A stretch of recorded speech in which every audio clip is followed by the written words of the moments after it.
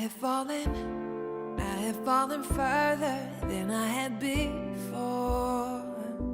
But now I'm crawling, and I don't have the strength to get up off that floor. I'm giving into it, I'm living in it, embracing all the pain. Can't run from it, I can't numb it, I won't medicate. I'm still learning and growing. I am not who I was before. I'm done hiding from all my failures. Wait and see my masterpiece. Bruised and torn, all my broken parts falling like they collide, all to take me away to be.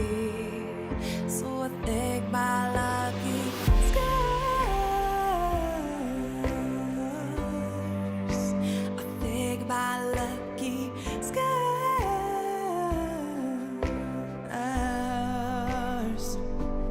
If I feel it, if I feel the pain, then I am still alive.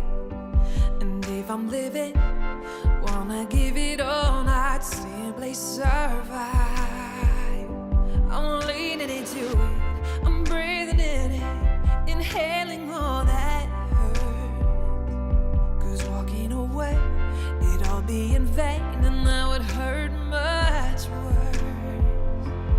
Oh, I am not who I was before. I am done hiding from all my failures. Wait and see my masterpiece. Bruised and torn, all my broken parts falling like they collide, all to take me where I'm meant to be. So I thank my lucky stars. I thank my lucky stars.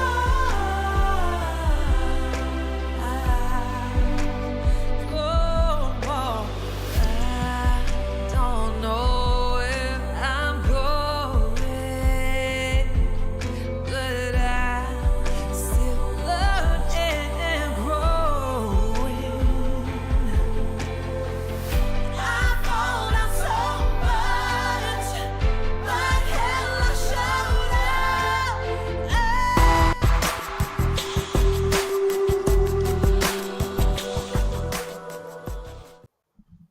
All right. We are live again today and we are enjoying ourselves. My goodness, you can hear me clapping one by one because I am chilling. Because we have a very important show and we can see some people already on the live. And we just want to say thank you for joining us that early. Just want you to also continue to click the share button, click the like button, as some of you have already done, and let's roll together. We have a very important discussion today. And so we will move right on because we know you are here for business and we have a guest that has no time to spare because he's a busy man. All right, so let's give our all right. Somebody's saying that all right is becoming my signature. I like that. All right. It's got to be all right all the time.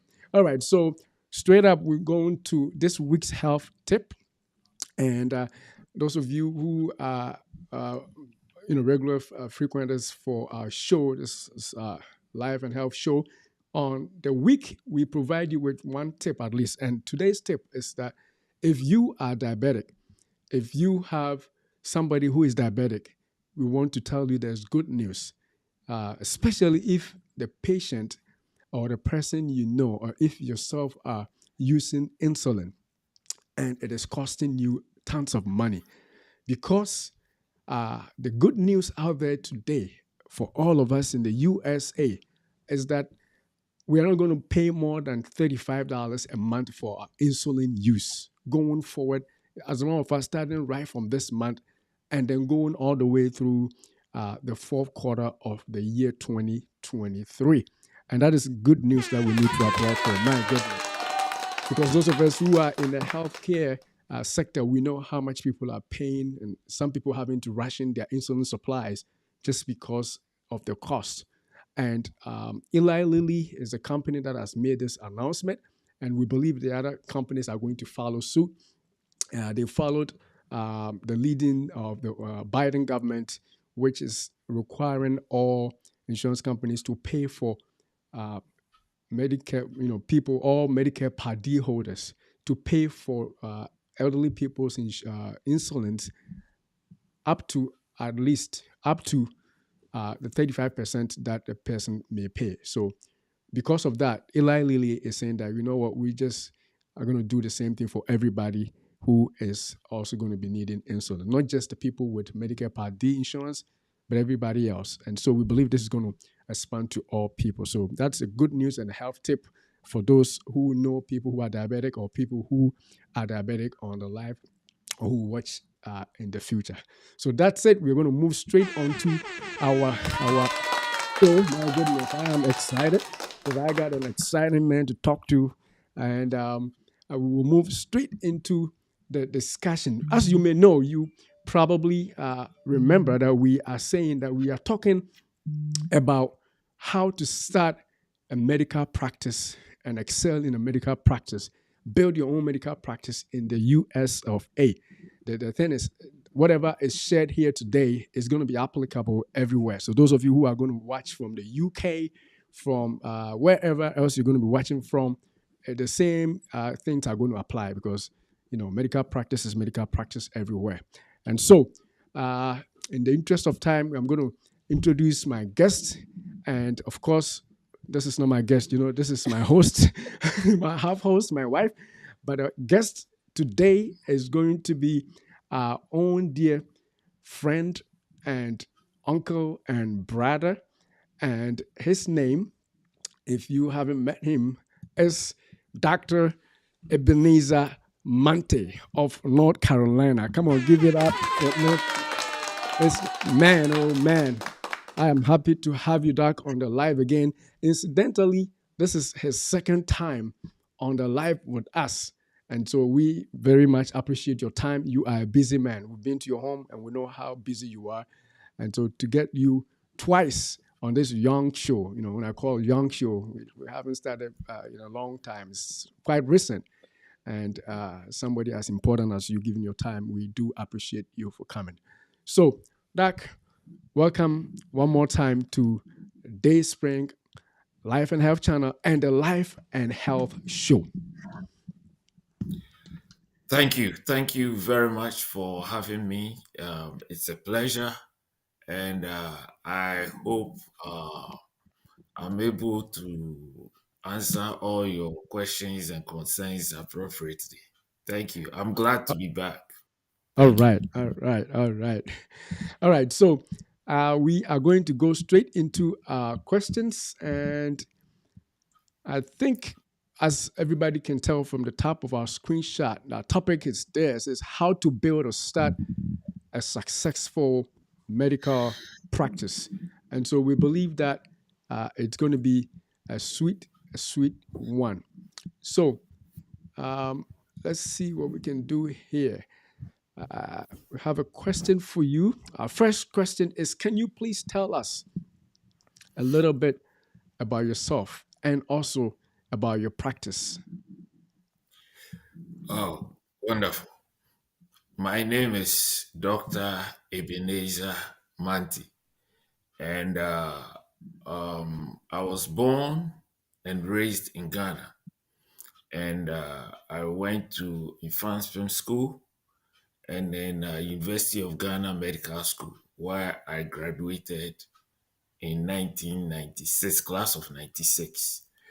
I relocated to the United States, took my medical board exams, USMLE 1, 2, 3, was successful, enrolled in a pediatric residency program at Bronx Lebanon Hospital, and graduated in 2004.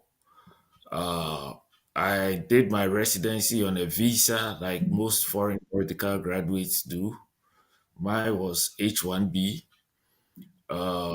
So I needed a job that will help me process my visa. And I got a job in Washington State. And after I started processing my green card, got my green card, I didn't renew my contract anymore, but relocated to South Carolina and started my pediatric practice.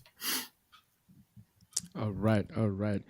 We'll go to the next question. So you said you were hired by an independent practice. Is that right? It was a hospital that Hospital. hired me. Okay. And it's an interesting story. But yeah, I'll tell you guys. It was a hospital that employed me after residency to help extend my H1B visa as I also process my green card. Now, the hospital hired me to build a pediatric practice for them. So I built a pediatric clinic for them.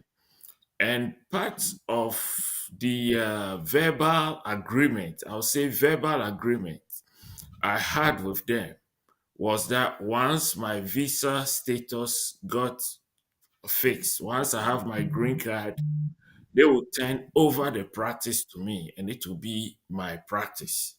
Okay. And I would provide them with hospital coverage as the on call pediatrician, etc. What happened was I signed their contract in February. I graduated, finished my residency June 30th, and I started work August 1st. In the first week of August, when I started work, the CEO was terminated, and the interim CEO that came in fired almost half of the board. The physician services director who hired me, who I had all these verbal agreement with, was terminated. So all of a sudden, that agreement was dead. It was no longer alive. Um, a year and a half into the job, it was a 3-year contract. They moved on from an interim CEO to a new CEO who, who came out from, who was hired, a new person who was hired to come and run the hospital. So there was that was it. That dream and that goal ended right there. But I had learned how to start and build a pediatric clinic practice in there whilst I was there. Wow.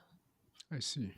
So I think most of us we get so comfortable working for other people. So why? What made you decide to establish your own medical practice and business? You were saying that you have the experience already, but it's kind of easier if you decide to work for somebody. So, what made you decide to start your own with that Yeah. experience? Um, it goes back to my background. When I look back, how I was raised.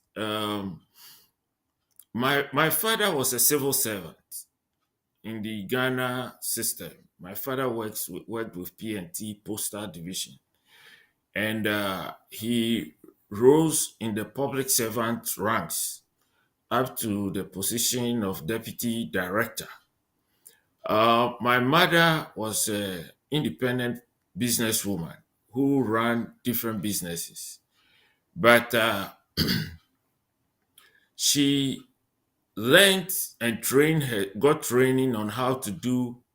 That time they call it tie and dye, but it's batik print Mm. in Ghana, and she had a very very successful business in doing the tie and dye batik print. The local folks call it Ajwa Yankee. She at a point in time, we lived in Kumasi at that time. At a point in time, she was the biggest producer of tie and dye batik. Now, she was very, very successful. Enormously successful. But with the a lot of things that happened and some bad business decisions that she took, she lost everything in the end. Now, uh, so coming from that home, right from the beginning, deep in my heart, I always wanted to have my own business. And I also felt that I had learned enough from where my mother's shortcomings were. My mother did great, but she had serious shortcomings that affected, that caused her to lose what she had. So, coming from that background, deep in my heart and deep in my spirit, I always wanted to have my own practice, have my own business. And being employed was, for me, something that should be a short term thing as I look forward to open up my own business and clinic. Wow, wow, wow, wow. That is huge. So you have this right from the get go, from learning from what your mom has done. Now let's move on to this other question. What financial considerations? Because we everybody wants to become a business person, but we're going to go into this because this is one of the huge areas. What financial considerations did you need to take into account when starting your practice? Yeah, beautiful. It's a very good question. Now, especially medical practice in America, there are different ways that you can start your practice. Mhm. Um, I will talk about how I did mine, and then I'll also show folks the other different ways that you can start your own practice. For me, I told you about my experience in Washington State. When I was leaving Washington State, I had one straight word. If you're a recruiter and you call me about, you contact me about a job opportunity that you have, the first thing I ask you is that, does it give me the opportunity to own my own practice? Wow, wow, wow, wow. That's the if it doesn't give me the opportunity to own my own practice, I don't want to have any discussion with you. We are not on the same page. So just before I mean, just the year my contract was ending, this guy called me and he said, Dr. Manti, I've been looking for you because the first time we spoke, this is what you told me. Guess what? I have a hospital that is willing to support you for 1 year to build your own practice. Okay. And you were the first person I thought of because you told me this is what you wanted to do. So that was how it started for me. Ehen. So I got linked to this hospital, and what the hospital did was to support, they call it income guarantee, I signed an agreement with them to support me for the first year. Um, the way they do it is every month I present what I have made and then they top it up. And in exchange for them, they wanted me, I signed a contract to be the on call pediatrician for them for the next 3 years. Every weekend or every time you're on call. Uh, they had they had other pediatricians. I think Oh, I was at that time I was the fourth pediatrician. The fourth, so it was a Q4 call that they had me on. That was in exchange for those services. But we felt they were very intrusive. I mean, and our independence, the independence we wanted, we weren't getting it. So after, I think it was just about 5 months into the program, I told them that honestly, we wouldn't need their help anymore. So whatever contribution they have, they should keep it to themselves. We will run our business on our own. And then we took it from there. So from 5 months, we didn't accept any more financial help from their hospital. But the part of the agreement that I have to do their call for 3 years was still there. Now, this is one model, but there are other models too. Okay. Okay. Um, Now, with this model, you uh, we still needed financial support. Okay, so we signed up for SBA loan, Small Business Administration loan, to help support us. And then Small Business Administration loan, it came with a line of credit and all that. The requirements they needed was one, you should be licensed, you should have a contract with the hospital, you should have a practice. All those things, we met those requirements, and that was how we started. But the other models, like in some areas, it is very hard to. This one we started from the scratch. In some areas, it's very hard to start from the scratch. Mhm. So uh, I've had friends who bought practices from Okay. a retiring physician. So maybe someone has a practice and they are retiring. Then you buy the practice from them. And that one, you will also need a small business loan. And it comes with having a contract to purchase it for so and so amount and making so and so down payment. And then SBA will give you the loan to purchase that practice and then start running. The advantage of that is you already have a patient base Okay. that you are starting from. It's not now that you are trying to build your patient base, trying to gather patients and stuff like that. So there is that model as well. And then there is a model also that you move to an area that is underserved. Uh, all these things, you can get them through Google, you can get them through your medical association uh, Market research. boards, state boards. So you find a place where they have fewer doctors of your specialty.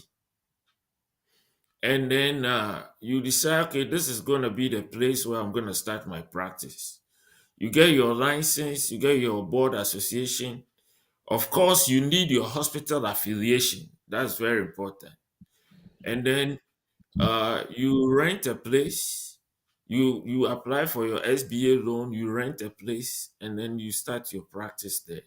Now, those who started that way often may still be employed with other groups outside that area. You may be a hospitalist, or you may be working in an urgent care facility as you run your own practice part time, as you run it along. And once your practice fully gains traction, you may decide to commit your full time resources to your practice, or you could still go ahead and then be doing it part time as you move along. So, yes, you financial considerations, you can get an SBA loan. That is one way of doing this. The other way too is you could also tap. I remember I've talked to you guys about this before. You can tap into your 401k. Okay. So that You means you're can going take, to the one here. yeah, How did you can take a loan. you? A lot of people have worked and you have 401k. Oh, You can take a loan from your 401k and to start your own practice. You could do that as you make payments gradually towards your 401k. all right. All right. Did you have any add on to that? No. All right. So that is it. Now, um, have you come across a lot of other practitioners who started, this is a follow up question, and could not be successful? Because if you are going to take an SBA loan or take your retirement, money as a loan, what are the chances that it's not going to fail? You are still going to make it back up? Is it? Do you have any idea about the success rate for people who start on their own? I don't have statistical numbers, Yes. but Listen, in this life, no matter what you do, some I mean in this life, no matter what you choose to do, Mhm. some will be successful and then some too will have failures. Now I choose to instead focus on the successes. Mm. Okay. If I fail in something, I look at why did I fail? What are the things that made this thing unworkable? So that next time I know that okay, this is where I feel, this is where my shortcomings are, and this is the way, and I do my research too on how best to fix that. So yes, definitely there are people who started their own practices and failed. And then there are those who started their practices and were successful. But the point is, you look at if you, I mean, I look at what will make me successful and and that is what I focus on. So That's there right. is no doubt about it. There are failed practices, and there are, look, there are even banks fail. Oh yeah. Because we are here right now. We know that Silicon Valley Bank has failed. My goodness. Feel. Even banks fail. Even banks fail. They have So all the money, I they still mean, fail. yeah, Silicon Bank. Who would have thought that Silicon Bank will fail? Even banks fail. But the focus is uh think positive, Mhm. work towards success, give it your all, and believe and trust God that it will work. All You right. see, and this is also a deception Mhm. of people, I mean, of people who prefer employed positions. Because even hospitals Mhm. that employ physicians fail. Mhm. Mm. I mean, here in the United States, we've seen hospitals collapse, hospitals lay off workers. We've seen hospitals lay off doctors, Mhm. let doctors go because a whole department was shut down.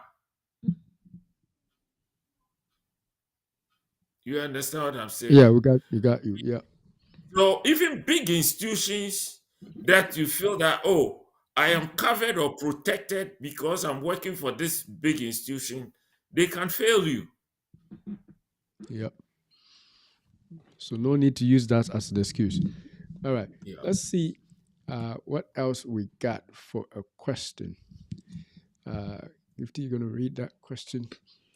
So, how did you go about selecting a location for your practice? So, you were saying that you were in Washington, right, state, and you moved to North Carolina. Why did you pick that state? And when you got there, why did you pick certain locations that you have your practices at? Okay, excuse me.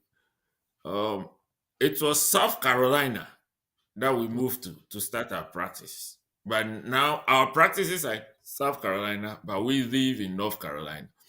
By the way, before you answer, how many practices are you managing currently? Do you own? I have three. You have three practices. I Oh have my! three. I have You have three the clinics. experience. All right. Yeah, I have three clinics. Okay. So how did you Yeah. select patients? Yes. I'll still tell you the story of how mine went. Mhm. And because we came in with affiliation with the hospital rented us a place. You get the point. The Mhm. hospital rented us a place. So the initial time we were within the hospital campus. And it's important if for a medical practice, for a medical practice, if you are close to the hospital, it helps.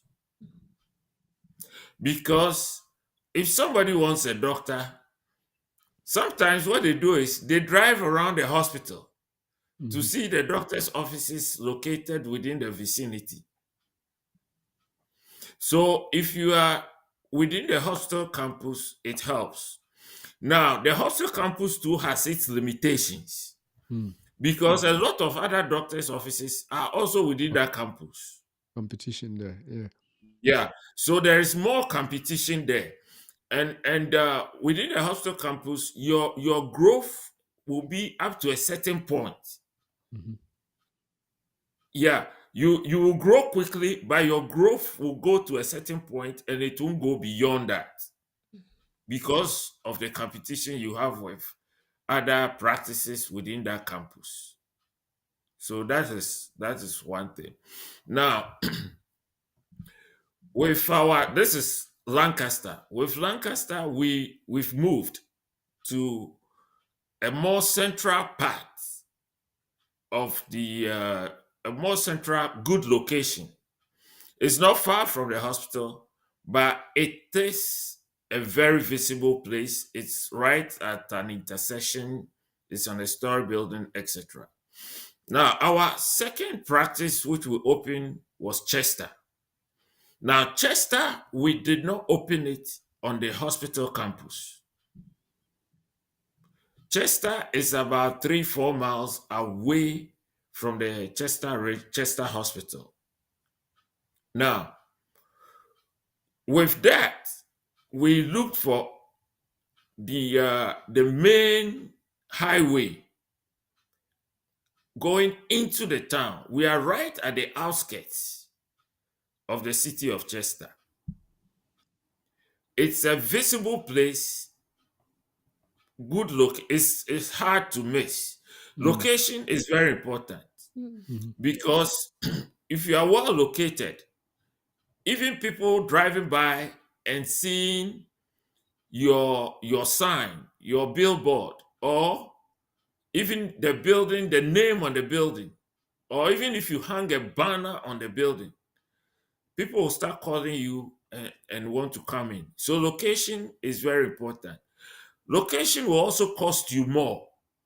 Mm. A good location would also cost you more. So you have to make a balance. You have to strike a balance between how much more you want to pay for and how much more of the location that you want.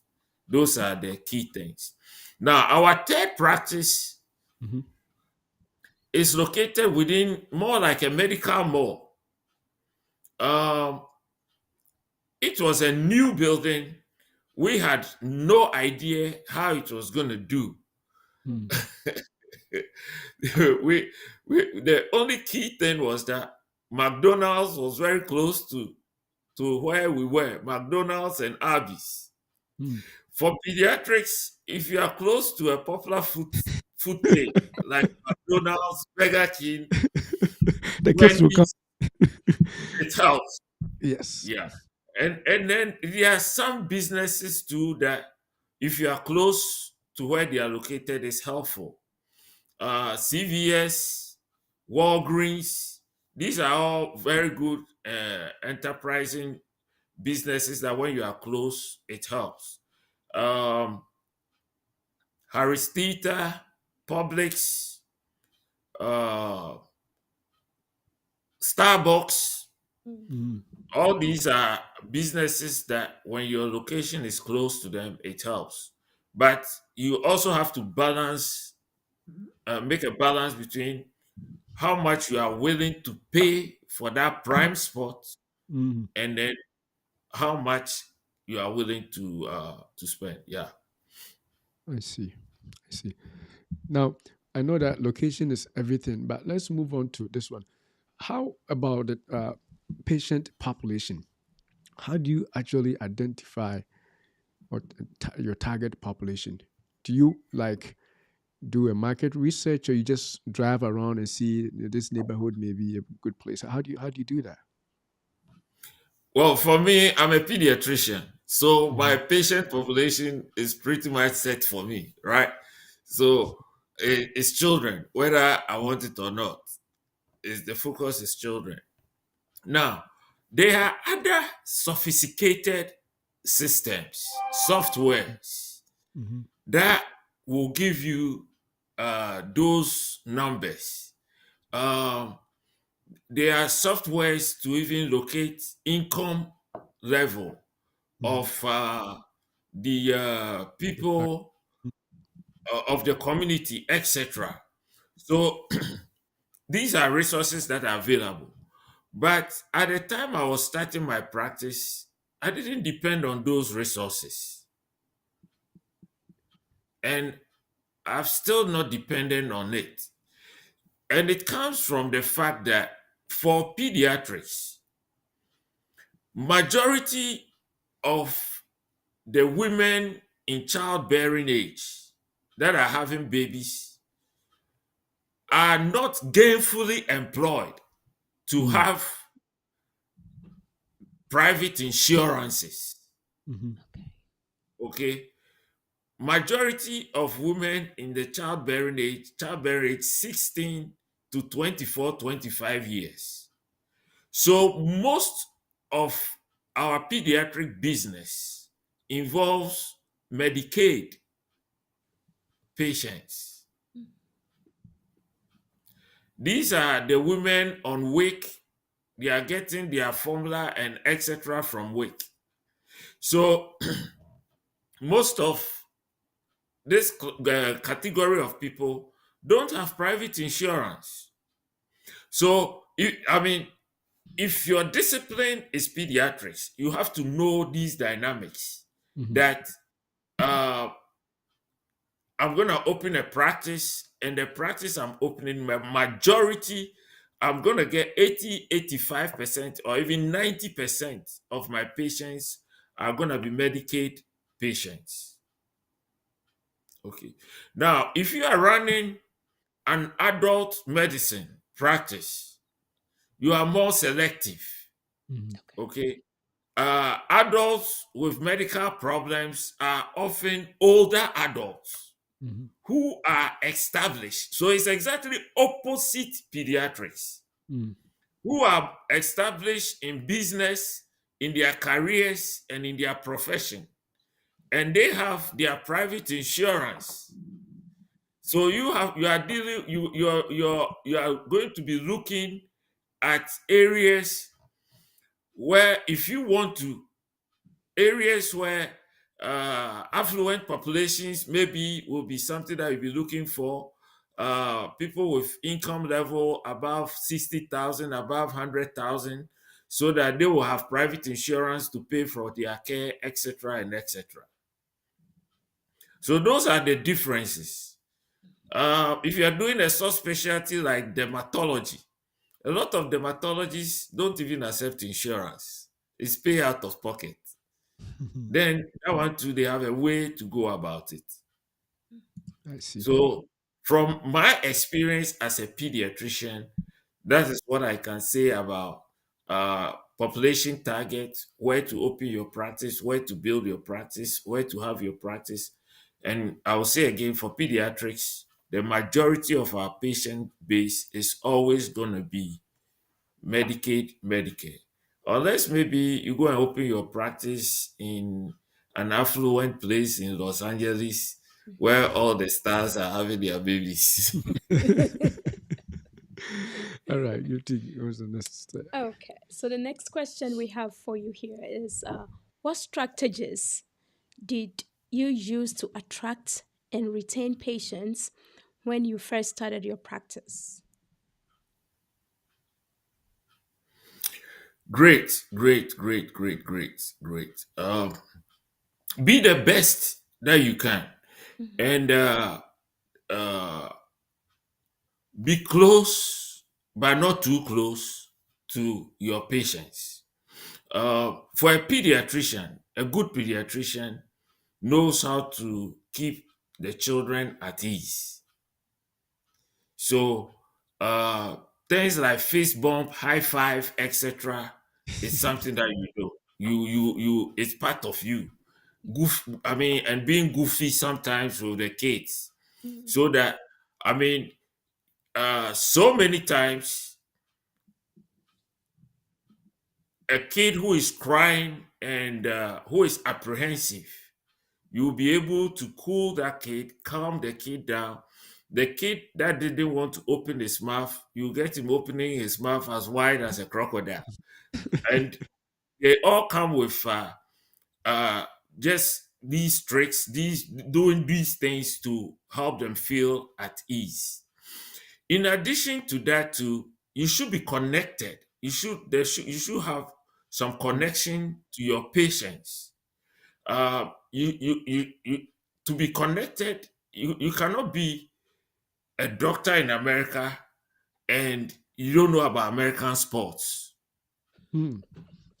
like a pediatrician. I mean, you should know about, at least you should know about basketball. You should know about football. I mean, you shouldn't know how to play it, but you should know, have an idea. You should also know something about your community, the community where you practice. Mm. I mean, when you come to our Lancaster office, okay, we are we have a huge poster of 2015 Lancaster High School girls basketball team. We sponsored that team and they won the state championship. Ooh. That that picture is 8 years old, and you will not believe how the community connects to that photo. Hey, that lady was my mom's friend. You My see, this goodness. is my mom's friend. On and on and on and on and on. You get a Wow. point. Um, I think 2019 or so, Jadavion Clowney was picked as the number one draft choice in NFL. Jadavion went to high school in Rock Hill High. Mm. Guess what?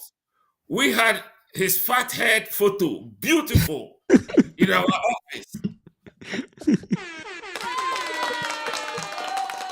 My goodness. That's a big business technique right there, huh? So right there, you are connecting with the Connection. community. Hmm. I mean, when Clemson, we are in South Carolina, when Clemson won the national title, we had their picture in there. Mm. So, though, in addition to this, okay, in the beginning, I also did volunteer work. I Okay. volunteered at the middle school team doctor. So, when middle school basketball, one of their middle schools, when they have a game, I'm right there. You're right there. Mhm. Wow. So that will expose you to the parents right there. Yeah, and the parents will come, meet doctor so so and so. Somebody gets injured, I'm there to take care of the person. Mhm. Wow. So with that, I got connected with the community. To the glory of God. Today, I don't. When I walk into any shop or any place in Lancaster, they recognize me. That's Dr. Manti. Wow. Dr. Manti, hey, how are you? Hey, Doctor. People wave at me. I don't even know them. Mhm. I don't remember them. Not that I don't remember them. No, madam. Yes, yes, yes. I That's don't a good. remember them. I mean, if I Wow. go to Walmart, I get so many waves, so many highs. Mhm. Oh, you are my kid's doctor. You are this, you are that. I go through a drive-through McDonald's. You were my doctor. My doctor. Yeah. It happens almost every day. I see things like that. And it comes by the big thing is connect to the community. Mm. Now, I would also say that in the beginning, we did outreaches. Like we'll go to Walmart, we'll go and stand in front of Walmart and be giving out our business flyers, our Mhm. clinic flyers to mothers who are coming in to come and buy their stuff. We did that too, which was very helpful. Um, at a point in time, we had a billboard, but the billboards they have their level of at a point in time they are no longer useful, and you have to Mm. take you have to back off from there. So we had all this advertising. We also do sponsor pee wee soccer, pee wee baseball, softball, and those things they do have our name in their shirts. So Mm. anytime they are playing the game, Multi pediatrics is written in their shirts. Everybody sees that. It's a way to advertise in the community that we are in. It doesn't cost much. It doesn't. It doesn't cost Those are all much to taken do. from too. It's But those are community. all things that we did, and certain things take for some time, and then with time they lose their relevance. You Right. have to learn all those things. Okay, this thing is helping now. You go with the flow. If it's no longer helping, you withdraw the funds from there to something else that is working, and you keep going on. Wow, I hope I answered this question. you As did, Very much and so. that's a good answer too for that connection part. I think it yeah, works everywhere, not just in medical practice, any business at all. Last week we were talking about using Solomon's model to excel in business, and that is one of them. To connect and community contributions here and there. So we actually like that you do that at your place. Now let's see if we have any other question. Yes. How did you establish relationships with other healthcare providers and in your community, or do you even have that ongoing? yes, I do. Um, First, as a doctor, you need to be affiliated with a hospital. Um, the hospital affiliation, they come in different levels. My initial affiliation with the hospital was as a full staff member, so I was required to do calls. As I became more independent and more established, that I didn't need that call thing anymore, I changed it to courtesy privileges. And so I do have courtesy privileges, which means that I don't do call for the hospital, but their biannual staff meetings, I have to be there. In my clinic in Rock Hill, I do have something they call uh, it's like a specialist privilege, hospital privilege, and that does not require me to do calls for them to either. Now, within your doctor community, you're going to have competitors, Mm. but you should still have good relationship with your competitors. You should still encourage your, even if you have to encourage your competitors, that is what I do. Even my competitors, I encourage them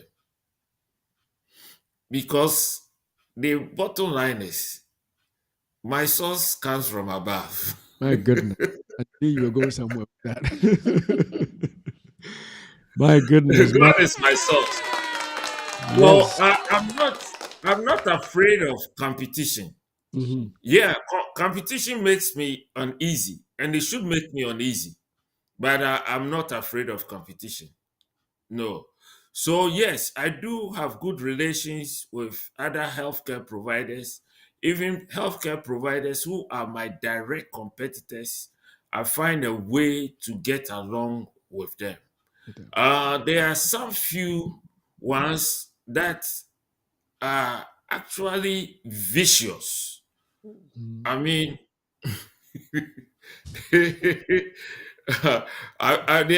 there's always fair competition, and then there's ugly competition too. I mean, if you watch sports, you know that there's fair competition, and there's Yeah. a man who wants to break your leg so he will win. I know what you're saying.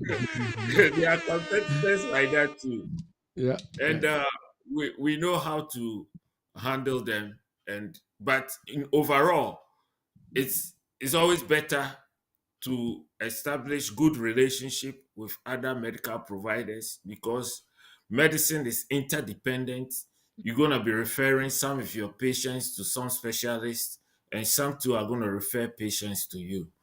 And a good name in the community is always better than riches. Wow, wow, Thank you. wow.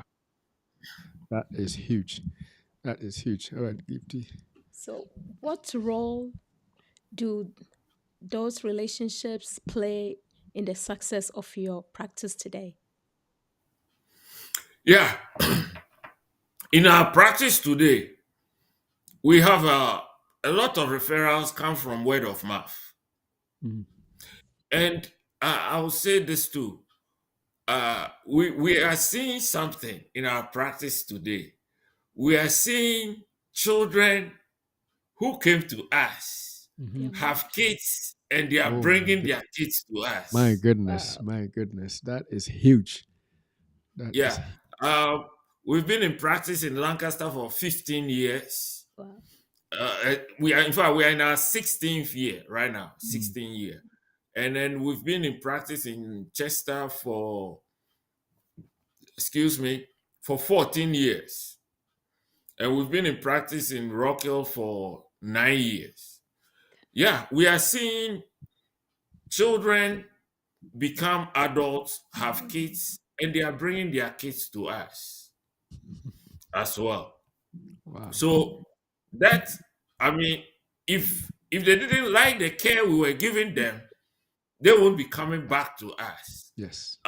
Some of these parents came to us with some very very medically embarrassing situations, and they stuck to us, and they're still coming back. Word of mouth recommendation is also very important. You get a lot of word of mouth recommendation. If you have good relationships, others will recommend you. Others will recommend you. So those are things that help in building up your practice. Good connections, good relationship, good atmosphere, good environment. They are always that help to build a practice and solidify it. All right. Yeah, we are viewers. I know some people, a lot of people are on the live, both on YouTube and Facebook. Don't hesitate to click the like and share if you are enjoying it. And also, when you share, other doctors and other business people are going to be able to benefit from this. I know Dr. Manti, we are only focusing on his business in terms of medicine, but this man is all rounded. So, any of those ideas he's sharing will apply for other business ideas that you have. So share the stream and let other people also benefit. So now the question we have is, how do you navigate state and federal laws in order to stay compliant? I think that is a huge thing for anybody, especially in the US, because the laws here are meant not to be broken when it comes to healthcare and stuff like that. How do you navigate the system? Yeah. First of all, uh, it's important to have the mindset that you're gonna be law abiding all the time. Hmm. You're gonna do your very best to abide by the law in every situation that you find yourself in. Now, there are state laws that regulate building up a business. Let me start like things like IRS. Hmm. You have to file your taxes, your payroll taxes. You also have to be abreast with what is going on. Look for help as much as you need help so that you don't fall behind in certain things. There are certain things that you it's best to assign it to specialists. Okay. Something like our payroll. We assign our payroll to paychecks. Mhm. So paychecks, that's our payroll, and they deal with payroll taxes. Okay. A lot of businesses, clinics, doctors' offices, we know got into trouble by not paying payroll taxes. So straight away, that role is no longer within our jurisdiction. We are focusing our entirety on our medicine. Medicine. So when it comes to like IRS, etc., it is being done by our accountants who are dealing with payroll, who are dealing with taxes, who are dealing with our books. Okay. Our accountants have our books, they have our what do you call it? Our bank statements, everything intact. So that part is taken care of. Mm. State taxes and all those things. Then other state laws uh, involved with medical care. That one you have to know about it. In your state, you have to know what is the law when it comes to an emancipated minor. You have to know what is the law when it comes to a minor who can make major decisions, a minor who cannot make major decisions. What is the position of parents in the teenagers' medical care, etc., etc. Those are things that you need to know. If you have a patient who has been sexually molested, what is the state law? You have to report to the police. You have to report to this. You have to do it just in accordance with what is required of you. So, yes, the important thing is what you can assign to specialists, assign to them. Mhm. What is within your practice, know it and do it right. I That's see. how we stay compliant. That's Yeah. how you stay compliant. Good, good, good, good. Now, I know that most states. This is a follow up on that question, especially when you deal with Medicaid patients.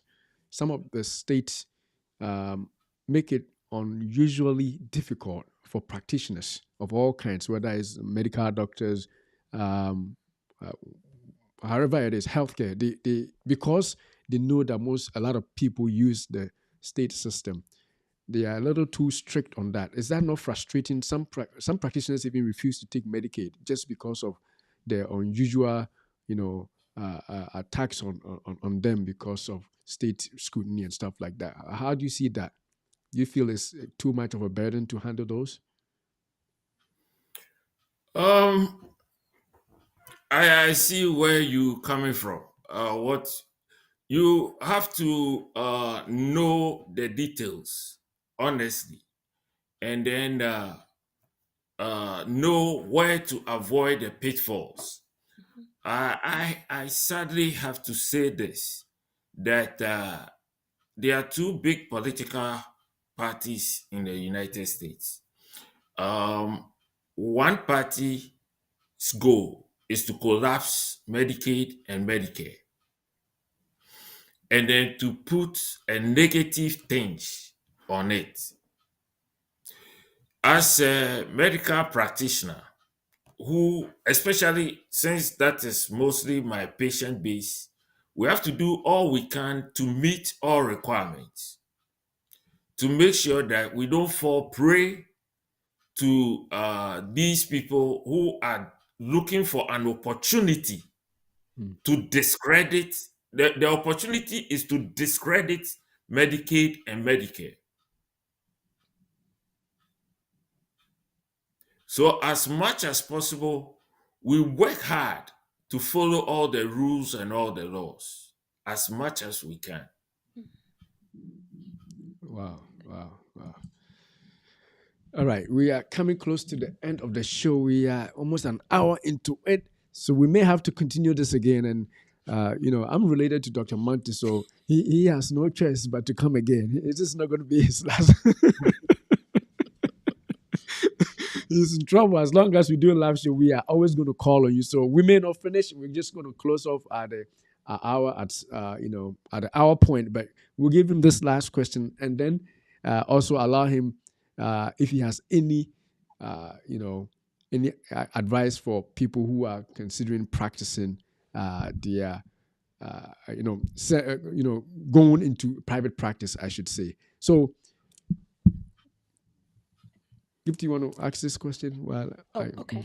Can you discuss any challenges you have faced while building and managing your practice and how you were able to overcome them?